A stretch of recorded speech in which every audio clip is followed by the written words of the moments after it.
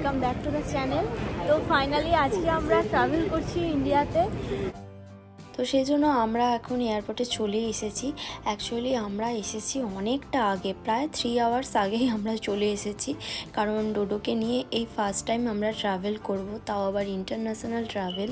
তো আমি আর রাজ দুজনেই খুবই চাপে আছি, কারণ এর আগে ডোডোকে নিয়ে আমরা কোথাও এইভাবে ফ্লাইটে ট্রাভেল করিনি, আর এটা একটা লং জার্নি হতে চলেছে। তো জানি না ডোডো কীভাবে রিয়্যাক্ট করবে, তো সেই জন্যই আমাদের একটু ভয় লাগছিল।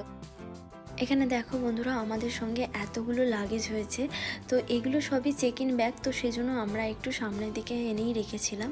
আর এখন চেক ইন শুরু হয়ে গিয়েছে। আর হ্যাঁ, তোমাদেরকে জানিয়ে রাখি, অ্যাকচুয়ালি আমাদের এয়ারলাইন্সটা ছিল কাতার এয়ারলাইন্স। তো এখানে আমরা অলরেডি এখন লাইনে দাঁড়িয়ে পড়েছি চেক ইনের জন্য। আর বন্ধুরা, যেহেতু আমাদের সঙ্গে ডোডো ছিল, আর ডোডোর বয়স মাত্র এই 6 মাস, তো সেই জন্য এখানে এয়ারপোর্টে কাতার এয়ারলাইন্সের যে সমস্ত স্টাফেরা ছিলেন, তো তাদেরকে আমরা বলতেই তো তারা আমাদেরকে একটা হেল্প করেছিলেন। তো সেটা হলো এই যে তোমরা লম্বা কিউটা দেখতে পাচ্ছ, অ্যাকচুয়ালি এই কিউয়ের মধ্যে আমাদেরকে আর আমাদের বড় বড় চেক ইন ব্যাগগুলোকে নিয়ে দাঁড়াতে হয়নি। তো ওনারা আমাদেরকে বলেছিলেন যে চেক ইন ব্যাগগুলোকে আমরা যেন একদম সাইডের দিকে এইভাবে রেখে দিই, এখান থেকে ব্যাগগুলোকে চেক ইন করিয়ে দেবেন।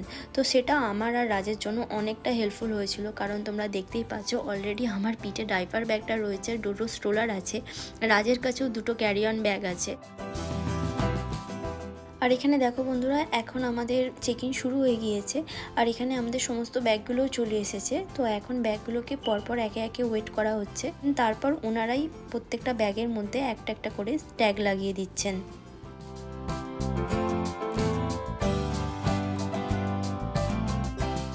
এখানে ডোডো স্ট্রোলারটার মধ্যেও ট্যাগটা লাগানো হয়ে গিয়েছে। তো আর দেখো, ডোডো কিন্তু পুরোপুরি ঘুমোচ্ছে, ও বেচারা কিছুই বুঝতে পারছে না যে কি হচ্ছে না হচ্ছে। তো এয়ারপোর্টে আসার পর কিছুক্ষণের মধ্যেই ও অ্যাকচুয়ালি ঘুমিয়ে পড়েছিল। So guys, we are all set. মানে ব্যাগের ওভারওয়েট নিয়ে তো আমি সবসময় খুবই চিন্তিত থাকি, মানে আবার আমার থেকে বেশি ও চাপে থাকে। তো যাই হোক, মানে সব কিছু মানে ঠিকঠাক ছিল। তো এখন আমরা যাচ্ছি সিকিউরিটি চেকিংয়ের জন্য। আর অ্যাকচুয়ালি তোমাদেরকে কিছু কিছু ইনফরমেশান আমি ব্লগটাতে শেয়ার করতে থাকবো, তো তোমরা ব্লগটা দেখতে থাকো আর সঙ্গে থাকো। আর এখানে দেখো, এখানে ডোডো ঘুমিয়ে পড়েছিল অ্যাকচুয়ালি, কারণ এয়ারপোর্টে আসার পর থেকেই সে ঘুমোচ্ছে। তো এখন উঠে পড়েছে, ও কিছুই বুঝতে পারেনি যে কি হয়েছে, কোথায় চেকিং হয়েছে, ব্যাগ ওয়েট করা হয়েছে, ও একভাবে ঘুমিয়ে যাচ্ছিল। তো ওর ডাইপার ব্যাগটা এখন আমার কাছে আছে। তো ডাইপার ব্যাগ, অ্যাকচুয়ালি ডাইপার ব্যাগের মধ্যে আমরা যা যা নিয়েছিলাম, তো তোমরা যারা আমার লাস্ট ব্লগটা দেখে থাকবে, তো সব কিছু ঠিকঠাক ছিল। একটা ট্যাগ লাগিয়ে দিল, আর স্ট্রোলারেও দেখতে পাচ্ছ, স্ট্রোলারেও ট্যাগ লাগিয়ে দিয়েছে। তো এখন আমরা যাচ্ছি সিকিউরিটি চেকিংয়ের জন্য। তো চলো, তোমরা ব্লগটা দেখতে থাকো আর সঙ্গে থাকো।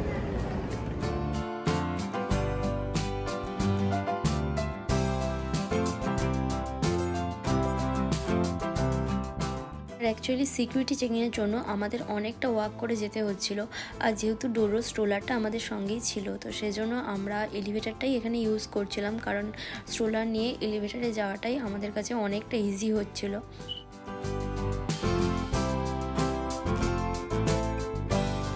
সো আমাদের এইমাত্র সিকিউরিটি চেক হলো।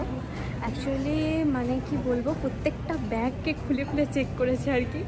তো হ্যাঁ, সমস্ত কিছু A to Z মানে খুব ভালো করে, মানে বোধহয় 10 to 15 মিনিট লেগেছে চেক করতে। তবে একটা গুড থিং, সেটা হচ্ছে যে মানে বেবির সাথে মানে ওয়াটার ক্যারি করতে দেয়। তো যেটা নিয়ে আমি প্রথমে একটু ভাবছিলাম যে কি জানি ওয়াটারটা ক্যারি করতে দেবে নাকি, কিন্তু আমরা একটা বটলে নিয়ে এসেছিলাম আর কি। তো সেটা যাই হোক, ওরা চেক করলো, সেটা ডিক্লেয়ার করতে হবে যে এটা বেবির জন্য। তো ওটা ডিক্লেয়ার করার পর ওরা ওই ওয়াটারটা যে ক্যাপটা সেটা ওপেন করলো, তারপরে কিছু একটা টেস্ট বা ওই জাতীয় কিছু একটা করলো, কোন একটা স্ট্রিপ টাইপের কিছু একটা দিয়ে দেখলাম ওই ওয়াটারের ওপরটাতে দিয়ে ওটাকে টেস্ট করলো। তো যাই হোক, আর ইভেন বেবি ফুডের যে মানে আমি কন্টেনারটা নিয়ে এসেছিলাম, তো সেই কন্টেনারটাও ওপেন করলো, ওপেন করে সেটাকেও চেক করলো আর কি। তো আমারটা পুরো সিল করা ছিল আর কি। তো দেখলাম সিলটাকে খুলে ওপেন করলো, করে সেটাকেও চেক করলো। তো যাই হোক, সব কিছু মানে সেট হয়ে গিয়েছে আমাদের, গুড টু গো। ও তো মানে এগুলো একটা ভীষণই চিন্তার ব্যাপার ছিল আর কি আমাদের কাছে, যেহেতু ফার্স্ট টাইম, আর ওর এত জিনিসপত্র, ব্যাগের যে চেক ইন ব্যাগ বা ক্যারি অন ব্যাগ সেগুলোরও ওয়েট একদম ঠিকঠাক আছে। মানে লাস্ট মুহূর্তেও আমি মানে কি বলবো কয়েকটা জিনিস এক্সট্রা নিয়ে নিয়েছিলাম, তো ও আমাকে করলো কি লাস্ট মুহূর্তে আমাকে সমস্ত কিছু ব্যাগ থেকে বার করা করলো, দিয়ে তারপরে মানে ও বারবার বেসিক্যালি আমাদের দুটো ওয়েট মেশিন ছিল, একটা ডিজিটাল আর একটা হচ্ছে নর্মাল। আমি একটা ব্যাগে অ্যাটলিস্ট 10-15 টাইমস আমি ওয়েট করেছি, কারণ আমি জানি যে এই কাতার রিসেন্টলি আমি শুনেছিলাম যে খুব ব্যাগে ওয়েট নিয়ে ঝামেলা করে, তো সেই জন্য বাট লাকিলি আমি বারবার চেক করেছিলাম, সেই হিসেবে আমরা প্যাকেজিং করেছি। তো আমাদের ওয়েট একদম ঠিক ছিল, কোনো অসুবিধা হয়নি আমাদের ক্যারি অন। হ্যাঁ, কারণ সত্যি কথা বলতে কি ওই মানে ব্যাগের ওভারওয়েট হয়ে গেলে আবার গিয়ে সেটাকে মানে অ্যাডজাস্ট করা এগুলো খুবই প্রবলেম হয়ে যায়, আর বিশেষ করে যখন ডোডো আছে আমাদের সঙ্গে, তো সেই জন্য আমরা এটা আমাদের ফার্স্ট টাইম আমাদের ডোডোর সঙ্গে ট্রাভেল, তো সেই জন্য একটু ওভার কনসিয়াস ছিলাম। তবে হ্যাঁ, একটা কথা তোমাদেরকে বলি যে ডোডো কিন্তু আমাদের সঙ্গে খুবই কোঅপারেট করেছে, মানে সিকিউরিটি চেকিংয়েও বলো তখন ও জেগেছিল, তো তখন একটু আমি তো ভাবছিলাম যে এত লোক দেখে ও হয়তো কান্নাকাটি করবে, আর আমাদের এতই টাইম লাগছিল কারণ আমাদের সঙ্গে যে কটা ব্যাগ ছিল প্রত্যেকটা তোমাদেরকে বললামই যে খুলে খুলে চেক করছিল, তো সেজন্য ও এত টাইম লাগছিল, আমি ভাবলাম ও হয়তো বিরক্ত হয়ে যাবে, তারপরে চারিপাশে এত লোকজন তো হয়তো ভয়ও পেয়ে যেতে পারে, বাট ও সবাইকে দেখছে, হাসছে, মানে ও যারা চেক করছে তারাও ওকে এসে হাই বলছে, এটা বেশ ভালো লাগছিল। তো যাই হোক, সব কিছু ঠিক হয়ে গিয়েছে, তবে এখন আমাদের হাতে অনেকটা টাইম আছে, তো প্রচণ্ড পরিমাণে খিদে পেয়েছে, তো এখন আমরা যাচ্ছি কিছু খাওয়ার জন্য, তো তারপরে আমরা ডোডোকে একটু খাইয়ে নেব, তো দেন তারপরে তোমাদের সঙ্গে আবার কথা বলছি, তো তোমরা ব্লগটা দেখতে থাকো আর সঙ্গে থাকো। আর এখানে দেখো কিছুক্ষণ পর আমরা ডোডোকে একটু খাইয়ে দিয়েছি। কেন হাসছো, কেন হাসছো, হাসছো কেন, কেন হাসছো, কেন হাসছো, কেন বলো, কেন হাসছো? আর এখানে দেখো ডোডো কেমন হাসছে, অ্যাকচুয়ালি বাড়ি যাবে বলে ও খুব আনন্দে আছে। এই বাবা বাবা, হ্যাঁ স্মাইল করো, ও বাবা কি গো। আর এখানে দেখো বন্ধুরা, এখন আমাদের বোর্ডিং স্টার্ট হয়ে গিয়েছে, তো সেই জন্য অলরেডি আমরা লাইনে দাঁড়িয়ে পড়েছি। এখানে বোর্ডিং স্টার্ট হওয়ার আগেই বন্ধুরা আমি কিন্তু বেবি ক্যারিয়ারটা পরে নিয়েছিলাম, কারণ ডোডো আবার ঘুমিয়ে পড়েছে। আর অ্যাকচুয়ালি এই বোর্ডিং ডেস্কেই আমাদেরকে কিন্তু আমাদের স্ট্রোলারটা এখানে ক্রু মেম্বারদের কাছে ড্রপ করে দিতে হবে, আর সেটা আমরা পাবো একদম কলকাতা এয়ারপোর্টে গিয়ে। তো এই সময় তোমরা বলতে পারো বেবি ক্যারিয়ারটা আমাদের খুবই কাজে লেগেছিলো। আর তোমাদেরকে আর একটা কথা জানিয়ে রাখি, তোমরা যারা ফার্স্ট টাইম ইন্টারন্যাশনাল ট্রাভেল করবে এবং বেবির সাথে, তারা কিন্তু অবশ্যই স্ট্রোলার এবং বেবি ক্যারিয়ার দুটোই সাথে রাখার চেষ্টা করো, কারণ এয়ারপোর্টে কিন্তু দুটোই সমানভাবে কাজে আসে। ফ্লাইট টেক অফের আগে রাজ আমাদের ব্যাগগুলোকে একটু সেট করে নিচ্ছে, আর এখানে অ্যাকচুয়ালি পাসপোর্ট আর যে বোর্ডিং পাসগুলো আমাদের হ্যান্ডি ছিল, তো সেগুলোকে রাজ এখন ব্যাগের মধ্যে ভরে ব্যাগগুলোকে উপরে তুলে দিচ্ছে। আর এই হলো আমাদের সিট, তো এখন আমি ডোডোকে নিয়ে সিটের মধ্যে বসেও পড়েছি। তো এরপর আমি বেবি ক্যারিয়ারটাকে খুলে ফেলবো। অ্যাকচুয়ালি এই সময় ডোডো ডিপলি ঘুমোচ্ছিল, তো আমার ওকে একদমই তুলতে ইচ্ছা করছিল না, বাট কিচ্ছু করার ছিল না, কারণ আর 10 মিনিটের মধ্যেই ফ্লাইটটা টেক অফ করবে।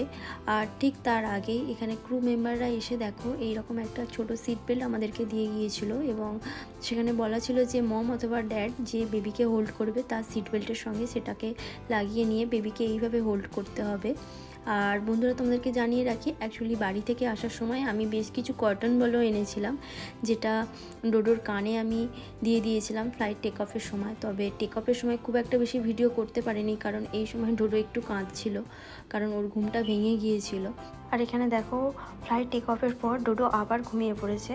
তো যাই হোক, আর এখানে ক্রু মেম্বাররা এসে অলরেডি বেবির জন্য ব্যাসিনেটটাও সেট করে দিয়ে গেছেন, তো এখন আমরা ডোডোকে এখানে শুয়ে দেব। আর বন্ধুরা, তোমরা যারা ফার্স্ট টাইম বেবির সাথে ফ্লাইটে ট্রাভেল করবে তাদের জন্য একটা ইনফরমেশান শেয়ার করে রাখি। তোমরা যখন ফ্লাইটের টিকিট বুকিং করবে তখন অবশ্যই বেবির জন্য এই ব্যাসিনেটটাও বুকিং করে দিও। অ্যাকচুয়ালি এই ব্যাসিনেটটার সাথে এরকম একটি পিলো এবং একটা ব্ল্যাঙ্কেটও বেবির জন্য দেয়া থাকে। আর বেবিকে শোয়ানোর পর এই ব্যাসিনেটটার মধ্যে এরকম দুটো জিপার থাকে, তো জিপারটা দিয়ে অ্যাকচুয়ালি লক করে দিতে হয়।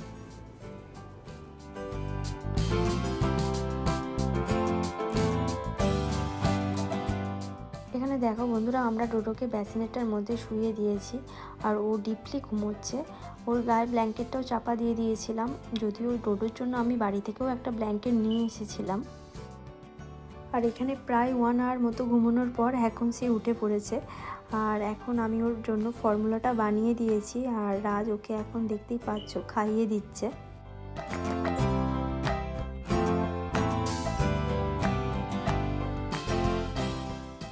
আর এখানে দেখো বন্ধুরা, আমাদের রাতে ডিনারও চলে এসেছে। আর ডিনারের মিলটা বেশ ভালোই ছিল। অ্যাকচুয়ালি কাতার এয়ারলাইন্সে ফুড তো সবসময় ভালোই হয়। আর এখানে যেহেতু ডোডো জেগে আছে, তো সেজন্য আমরা একে একে করে খেয়ে নিচ্ছিলাম। তো প্রথমে আমি স্টার্ট করে দিয়েছিলাম, তখন রাজ ডোডোকে একটু ধরেছিল। তারপরে ডোডোকে আমি ঘুম পাড়ানোর জন্য ট্রাই করছিলাম, আর এখানে তখন রাজ তার ডিনারটা সেরে নিল। তো যাই হোক, ডোডোকে একটু চেষ্টা করার পরই দেখলাম ও খুব তাড়াতাড়ি ঘুমিয়ে পড়লো। আর এখানে দেখো আবার ব্যাসিনেটটার মধ্যে আমরা ডোডোকে শুইয়ে দিয়েছি, দিয়ে ভালো করে ব্ল্যাঙ্কেট দিয়ে ওকে চাপা দিয়ে দিচ্ছি, কারণ প্রচণ্ডই ঠান্ডা লাগছিল। ডোডো যেহেতু ঘুমিয়ে গিয়েছিল, তো সেই জন্য রাজ আমাকে বলছিল অ্যাকচুয়ালি ঘুমিয়ে পড়তে। আর ও বলছিল যে ও জেগে থাকবে, কারণ আমরা বাড়ি থেকে ঠিকই করে গিয়েছিলাম যে আমরা গোটা ফ্লাইটটা এইভাবেই কাটাবো, কারণ একজন ঘুমোবো একজন জেগে থাকবো, কারণ ডোডো কখন জেগে ওঠে বা ভয় পেয়ে যায়, কিংবা 3 ঘন্টা অন্তর অন্তর ওকে আমাদেরকে ধরো খাওয়াতেও হবে। তো সেই জন্য আমরা এরকমই প্ল্যান করে গিয়েছিলাম। আর এখানে দেখো অলরেডি আমার প্রচণ্ড ঘুমও পাচ্ছিল, আমি দিন ঘুমিয়েও পড়েছিলাম। আর বুঝতেই পারছো রাজ এখানে ভিডিওটা শ্যুট করে রেখেছে। আর এখানে দেখো বন্ধুরা, অলরেডি 4 ঘন্টা হয়ে গিয়েছে। তো তাই জন্য আমি ভাবলাম যে না, এবার ডোডোকে ঘুম থেকে তুলে একটু খাইয়ে দিই, কারণ বাড়িতে সাধারণত আমরা 3 ঘন্টা অন্তরই ওকে খাইয়ে থাকি। আর এখন ডোডোকে খাইয়ে দিয়েছি আমরা। আর ও দেখো এখানে ব্যাসিনেটের মধ্যে ওর বলটাকে নিয়ে খেলছে। অ্যাকচুয়ালি এই যে বলটা দেখতে পাচ্ছ তোমরা, এটা ওর ভীষণই ফেভারিট। তো সেজন্য আমরা আগে এই বলটা সঙ্গে নিয়েছিলাম, যে ও কাঁদলে এই বলটা সাধারণত দিলে ও খুব তাড়াতাড়ি ভুলে যায় আর কি। আর এখানে ও রাজের সঙ্গে মজা করছে। আর এখানে দেখো আবার আমাদের একটা মিল চলে এসেছে। তো এখানে আমরা সেম প্রসেসই ফলো করছি। আগে এবারে রাজ স্টার্ট করছে, তো তারপর আমি খাবো। এখানে দেখো বন্ধুরা, ডোডো এখনও রাজের সাথে খেলেই যাচ্ছে। অ্যাকচুয়ালি আমরা যেটা ভেবে এসেছিলাম সেটা একদমই হয়নি। আমরা আসলে খুবই টেন্স ছিলাম যে ও হয়তো গোটা ফ্লাইটটাই কান্নাকাটি করবে, বাট তোমরা ওর মুখটা দেখেই বুঝতে পারছো যে ও একদমই কান্নাকাটি করেনি। ও ইভেন বলতে পারো ওর এই জার্নিটাকে ও খুব এনজয় করছিল। তো খুব হাসছিল, বেশ ভালোই ছিল, এবং গোটা ফ্লাইটে একটুও কাঁদেনি, রাতেও বেশ ভালোই ঘুমিয়ে গিয়েছিল। তো সেই জন্য আমরা দুজনেই একটা টাইমের পর একটু শুয়ে পড়েছিলাম। আর কেবলমাত্র আমরা চেষ্টা করছিলাম 3 ঘন্টা বা 4 ঘন্টা অন্তর অন্তর ওকে তুলে একবার করে খাইয়ে দিতে। তো ও সেটা খেয়েও নিচ্ছিল। অ্যাকচুয়ালি বন্ধুরা, আমি আর রাজ দুজনেই খুবই অ্যালার্ট ছিলাম। আমরা চেষ্টা করছিলাম 3 to 4 আওয়ার্স গ্যাপে ওর খাবারটা রেডি করে ওকে টাইমলি খাইয়ে দিতে, এবং ওর ডাইপারটাও টাইমলি চেঞ্জ করে দিতে। তো সেজন্য ও খুবই এনজয় করেছে গোটা ফ্লাইটটা বলতে পারো, এবং সাথে আমাদেরকেও ওকে নিয়ে খুব বেশি হেডেক নিতে হয়নি। মানে ওর সাথে এখন দেখতেই পাচ্ছ আমি একটু খেলার চেষ্টা করছি, তবে ওর বেশ কিছু টয়েসও আমি সাথে রেখেছিলাম, মাঝে মাঝে সেগুলো ওকে দিচ্ছিলাম, ও সেগুলো নিয়ে খেলছিল।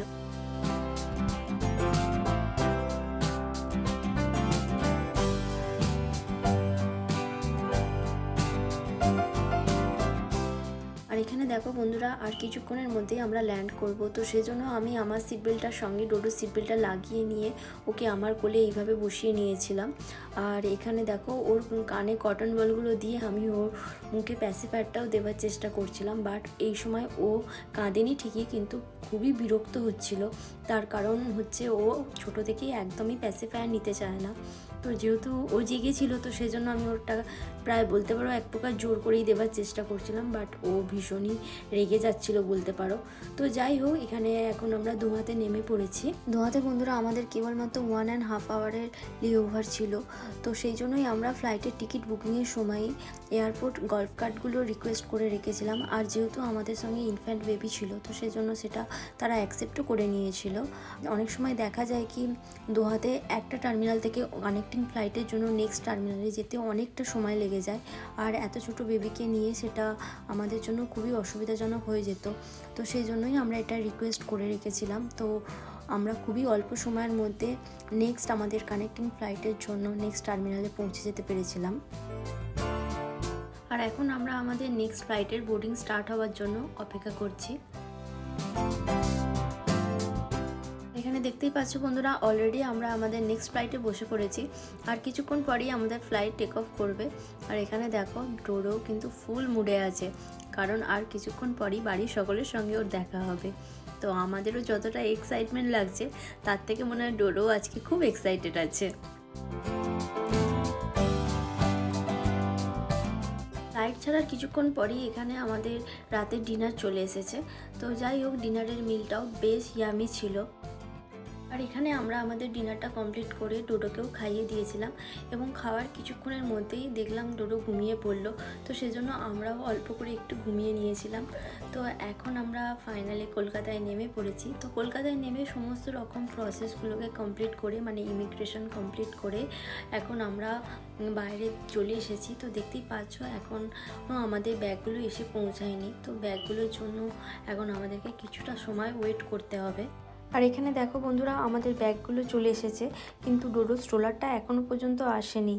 আর ব্যাগগুলোকে রাজ এখন একটা একটা করে কাটে তুলছে। যেহেতু ডোডো আছে আমার সাথে আর ও ঘুমিয়েও পড়েছে, তো সেজন্য আমি তো রাজকে একটুও হেল্প করতে পারছি না। চলে এসেছে, বাট ডোডোর স্ট্রোলারটা এখনও এসে পৌঁছায়নি। তো আমরা এখানে চেক করলাম, তো জানতে পারলাম যে ওটা স্ক্যানিংয়ের জন্য মানে হয়তো 1 ঘন্টার মতো দেরি হবে।